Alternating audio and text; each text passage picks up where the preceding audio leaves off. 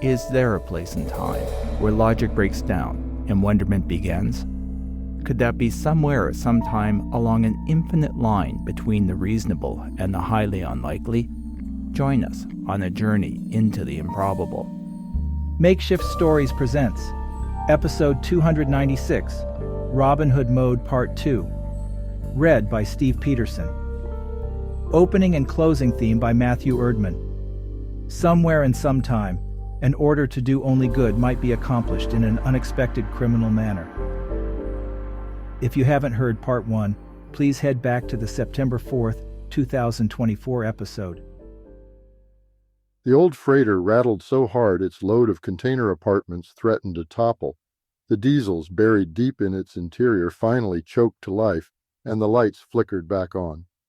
The woman, pretending to be Vicky Martin, glanced frantically around like a wild animal caught in a trap, struggling to break free of Will's grip. "There's nothing to fear," Will assured over the shuddering diesels. "It's a backup generator," I explained. "Every stack uses its ship's engines as a backup, but something's out of balance. That's what's causing the shaking. The power must have been cut. The lights on shore weren't affected, and same with the other stacks. Your stack didn't pay its power bill, that's all."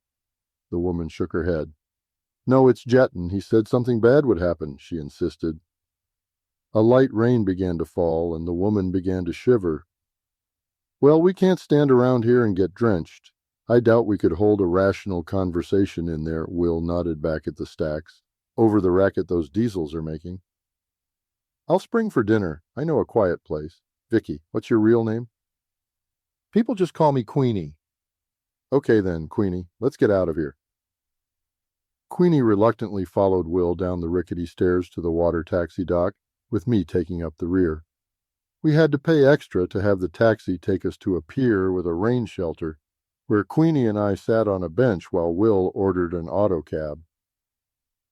"5 minutes," he declared, then turned his attention to Queenie. "What do you know about Jetton?" The older woman refused to answer. "Your only hope of getting out of this mess is to help me find him." Will stood, arms folded, looking down at Queenie.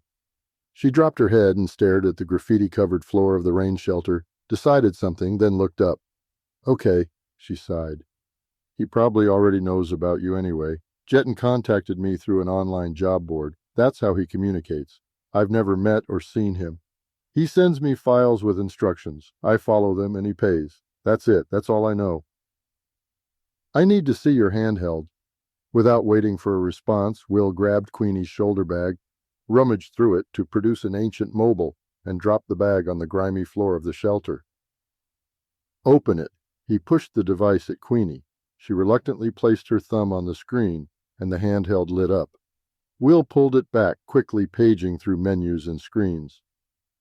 "This thing hasn't had a security patch in years. It's jammed with trackers and malware. This is how your boss, Jetton, knows what you're up to. We need to get rid of it." "No." "I can't afford another one." Queenie snatched the handheld back. "Then keep it turned off," Will's tone softened. "At least until we get somewhere it can't connect to the net. Then I'll try to clean it for you." An autocab pulled up in front of the shelter. "That must be our ride," I said, and stood up. The sleek machine's gull-wing doors swung open, and we dashed out. "Take us to the Flying Zebra. It's in the West End." Will directed the cab's autopilot as we got in. Its doors immediately retracted, and the cab slid off into the rain.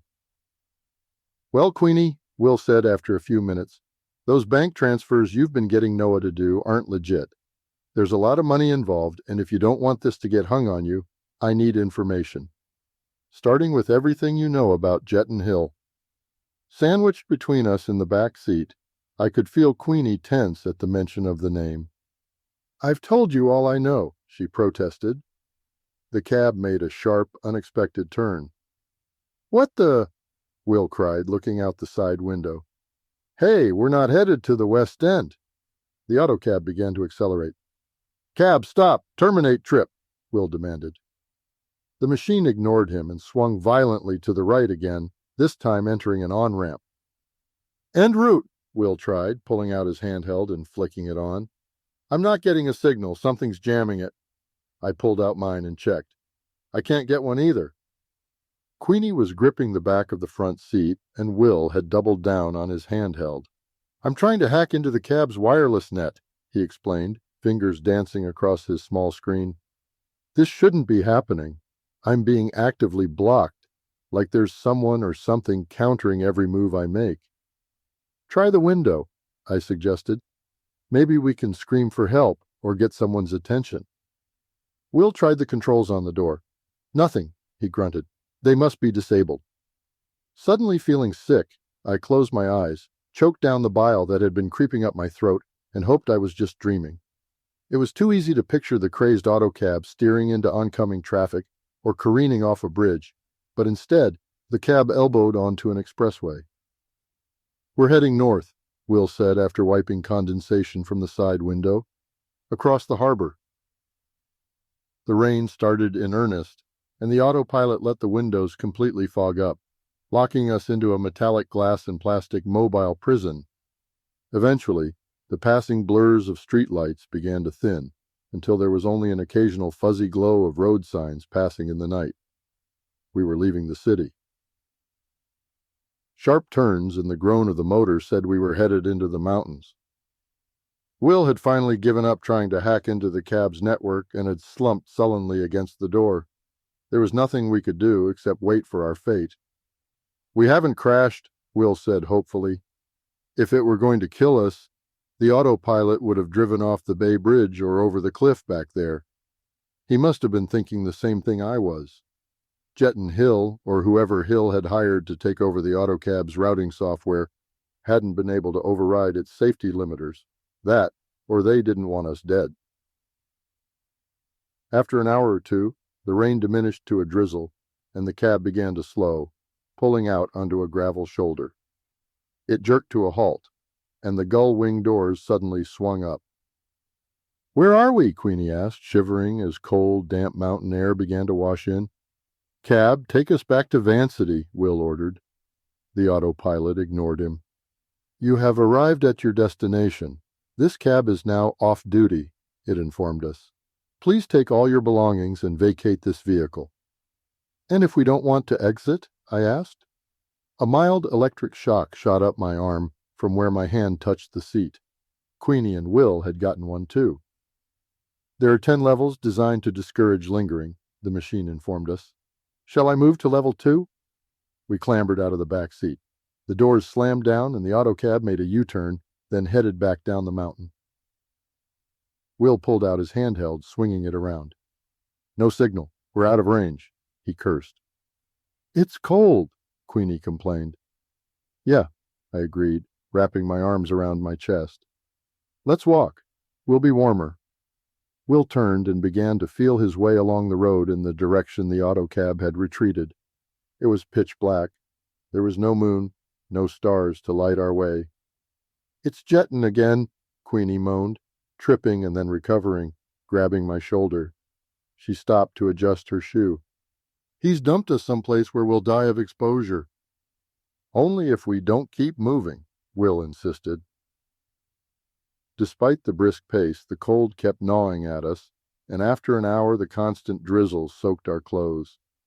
Queenie went from shivering to shaking and was having a hard time keeping up. We stopped and hugged to warm up. Queenie and I were just skin over bones that sucked the heat out of Will, and he began to shiver as well. I can't go much further, I complained, teeth chattering uncontrollably. There was a flash which left me temporarily blind. Then feet scuttled across the gravel toward us. What are you doing here? Someone demanded. This area is closed to traffic. A headlamp clicked on, and we found ourselves staring at a park ranger. You set off my camera and probably scared away the rare fox I was tracking, he growled, then noticed how we were dressed. You're not hikers or campers. How'd you get out here? I was still shivering as I sat, hands cupping a warm mug of coffee in Will's office. The park ranger had driven us to the closest town, where Will had rented a manually driven car. We got back just as the sun was edging over the mountains. Queenie was asleep on the office couch. Will was working on her handheld.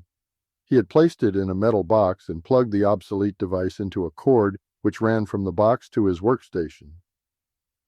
I've decided not to remove the malware. He nodded at the box. The OS is so old it would get compromised again as soon as I took it out of that Faraday cage. Instead, we're going to use it to find out who Jetton Hill is. I'm adding my own logger, which will track all incoming and outgoing connections. There, it's done. Now let's see what my deep search found on Jetton. He swung around to another monitor and tapped in a command. Nothing, he swore. Nothing at all. Jetton Hill doesn't exist. I looked at the name on the screen. I had done so many crosswords over the years that the hint simply formed in my mind. A 10-letter name for a famous character. It came to me in a flash. Little John. It's an anagram for Little John. Will looked at me in surprise. Anagrams are sometimes used as hints in crosswords.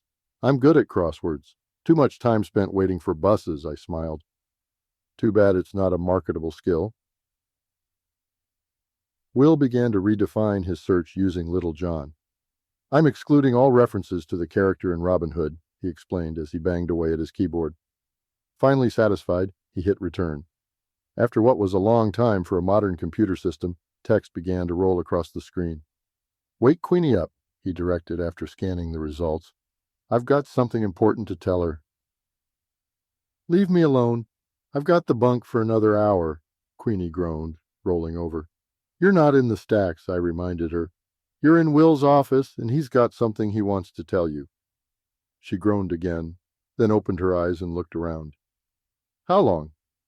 Only an hour or two. Will's got fresh coffee. Rubbing the sleep out of her eyes, she stretched like a cat and then nodded. Thanks. I handed her a cup, and she sniffed at it appreciatively. Will jumped in before she could take a sip. Noah figured out that Jetton Hill is an anagram for Little John. I did a deep search for that name on the dark web. Little John isn't human. It's a software agent for something called Sherwood. Sherwood and Little John appeared about 3 months ago, just when the unauthorized bank transfers started. Queenie sat up. What's a software agent? A program that works for another program, Will explained. It recruited you and Noah to act as human agents for it. I'm not sure, but Sherwood might be an AI or a proxy for a human. Sherwood doesn't appear to have a full-time connection to the net, so I can't find out more. And Little John's code is hosted at a private offshore data haven on the bottom of the Pacific in international waters. Despite the office being on the warm side, Queenie began to shiver. A machine, she cried. I was working for a crazy machine, and it knows everything about me. Does it know I'm here with you? Like I told you last night, you were being tracked through your handheld, Will reminded. That's why I had you turn it off. His face went white. The burner! Where did you get the burner? Did you buy it? No. Queenie's eyes flitted from Will to me and back. Is that important? Yes, Will almost yelled. Well, Jetton had it delivered to me. Will pulled the burner out of his pocket, still in the evidence bag. Handling it like a piece of poison ivy, he dropped it into the Faraday box. The program won't know where you are, but it will know where that burner went. He closed the lid and slumped into his chair. I should have thought of that earlier. It's probably how it knew we were taking an auto cab, and I'm guessing it was the Little John program that took over the cab's nav system. Is it safe to stay here? I asked, not knowing what a software agent might be capable of. The building's old, so it doesn't have any automated systems that can be hacked. Will hesitated. We should be okay, just careful who we let in the building's front door. Not exactly confidence-inspiring, I muttered. Will shrugged, then turned his attention to Queenie. I've put a special tracker on your handheld. When you get back to your stack, turn it on and let the job board know you're available. Let's hope the program contacts you. It's our only lead. But, Queenie began to protest, there's no need to worry. Noah and I will be monitoring everything that goes in and out of your handheld. All I need you to do is keep the Little John program engaged long enough for me to run traceroute on its communications. But whatever you do, don't let on that you know what it is. I felt bad for Queenie. She had to go back to her stack, where the power was only on for a few hours a day. Its operations committee only had enough fuel to run the diesel intermittently. I, on the other hand, had been camping out on Will's office floor. Even that was a step up from a stack. He claimed he needed to keep at least one of us close until he had caught whoever was behind the bank transfer scam. But I wasn't about to take off. Where could I go with no money? I hadn't done a gig since Will and I had met. We took turns monitoring Queenie.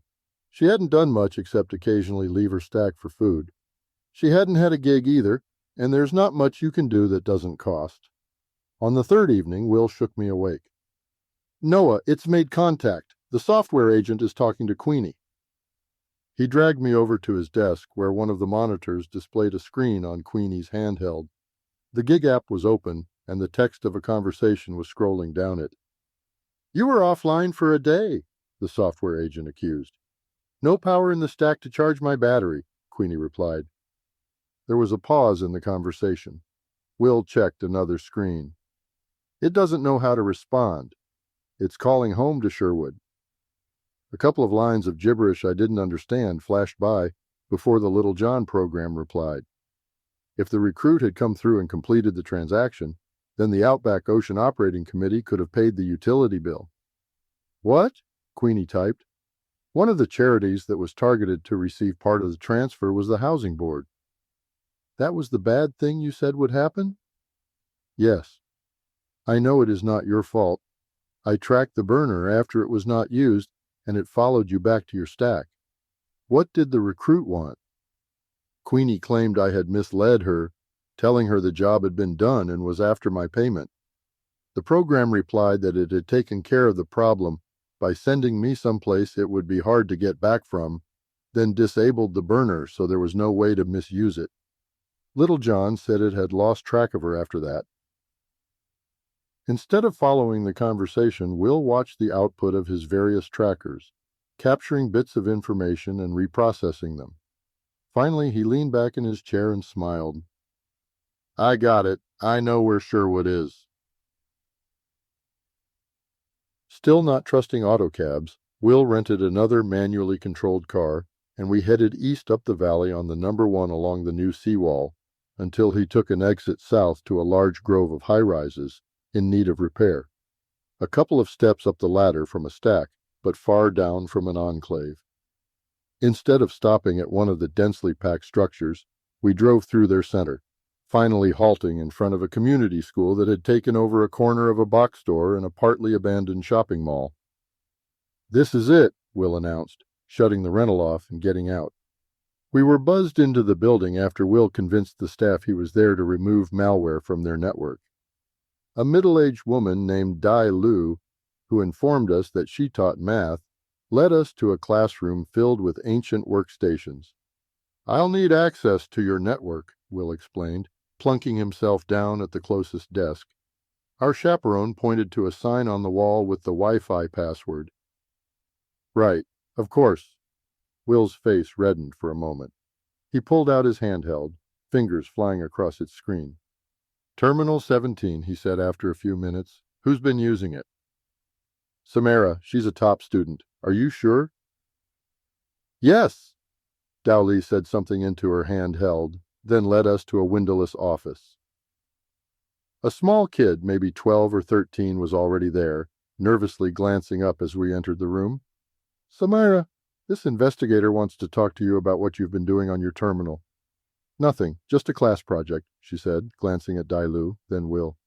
"They have an assignment to write an essay on how they would solve a world problem," the teacher explained. "Samara chose the concentration of wealth." The kid nodded in agreement. "And Samara was using Terminal 17? Will asked. "That computer is sending and receiving data from a software agent called Little John that's been hiring gig workers and giving them access to large bank accounts to make unauthorized transfers for it." The kid's face went white. "Sherwood couldn't have done that," the girl blurted out. "Sherwood can only interact with me. It's an AI I created to help write my essay. I couldn't come up with a solution to my problem, so I made it to help me. I might have fed it the legend of Robin Hood as part of its training data," she admitted shyly. I liked the story and thought it might be good background. You know, wealth and poverty in the Middle Ages. But I didn't allow Sherwood direct access to anything. It only makes suggestions and only runs while I'm logged in. Sherwood is on this terminal? Will asked. Yes, the girl's voice was shaking. Sherwood came up with the idea that all private bank accounts could be capped at $1 billion without disrupting the economy, and any money beyond that could be redistributed. But it can't act on its ideas. How did you make Sherwood? Will asked. From components I found online. Maybe one or two of them from the dark web? Will suggested. And you probably have no idea what they do. The description said they were just frameworks, but I never checked the code. Samara admitted, then the implications sunk in. Oh no.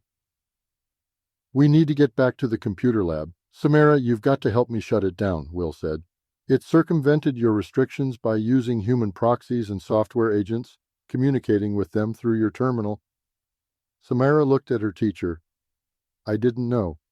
Really, I didn't. It's okay, Dai Lu encouraged. I believe you, but you need to do what the investigator is asking. The girl ran to her terminal as soon as we were back in the lab and began to type. But I could tell something wasn't right. I can't find it. It's not on the hard drive, she cried in surprise. Will took over clicking through screens of data. It's gone. Sherwood moved itself and erased its tracks.